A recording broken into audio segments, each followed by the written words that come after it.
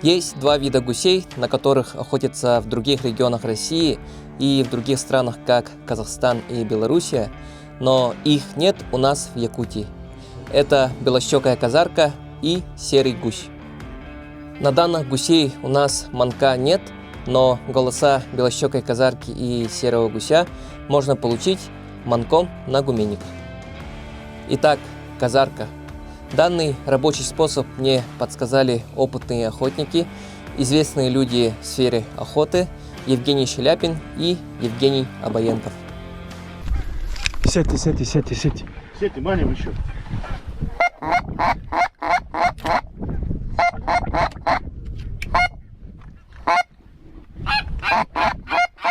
Разворачиваться, Дим. Ага.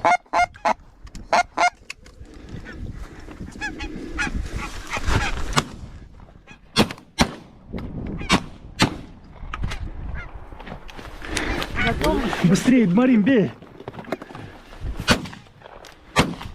Есть!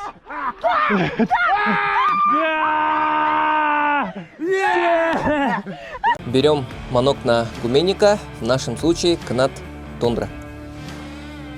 Держим вот так.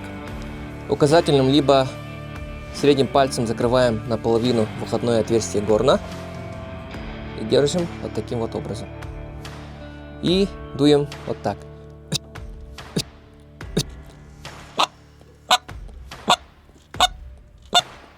Конец закрываем буквой Т.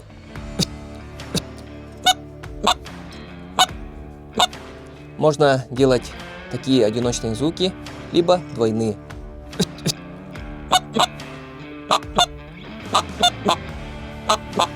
Для увеличения громкости можно приложить вторую руку.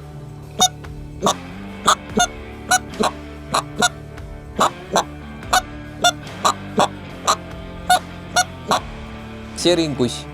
Голоса гуменника и серого гуся довольно похожи. Нашими манками тундра на серого гуся охотится в основном в Казахстане. По рассказам казахстанских охотников, серый гусь на него хорошо идет. Итак, держим опять же таким образом. Указательным пальцем закрываем выходное отверстие горна наполовину и дуем следующим образом.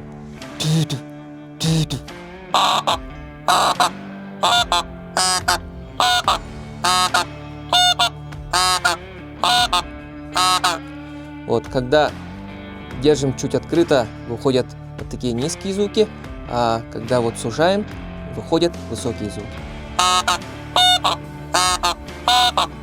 Еще можно делать такие звуки. Тюк-тюк-тюк-тюк.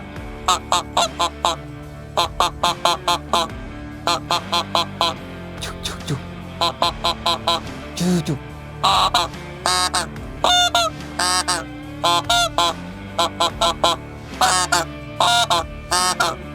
Подытожим.